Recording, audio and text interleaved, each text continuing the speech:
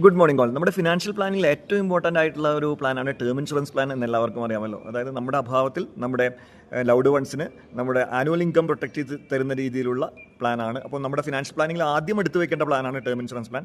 അതിലൊരു പ്രധാനപ്പെട്ട ഒരു കാര്യം കൂടിയുണ്ട്. നമ്മൾ എത്രയും പെട്ടെന്ന്, അതായത് നമ്മൾക്ക് 25, 30, 35 ഏറ്റവും പെട്ടെന്ന് തന്നെ നമ്മൾ ആ പ്ലാൻ എടുത്തു കഴിഞ്ഞാൽ നമ്മുടെ ലൈറ്റർ ഓൺ പ്രീമിയംസ്, അത് സെയിം പ്രീമിയത്തിലായിരിക്കും നമ്മൾ 60 വയസ്സോ 65 വയസ്സോ, അതായത് നമ്മളൊരു 30-40 കൊല്ലത്തെ പ്ലാൻ എടുക്കുകയാണെങ്കിലും നമ്മൾ ഏത് കൊല്ലമാണോ എടുക്കുന്നത് ആ പ്രീമിയം നമുക്ക് ലോക്കായി അതിനുശേഷം അതേ പ്രീമിയം തന്നെ അടച്ചാൽ മതിയാവും. അതുകൊണ്ട് തന്നെ ഏർലിയർ ദ ബെറ്റർ എന്നുള്ളതാണ് ഈ ടേം ഇൻഷുറൻസ് പ്ലാനിൽ ഏറ്റവും നല്ലത്.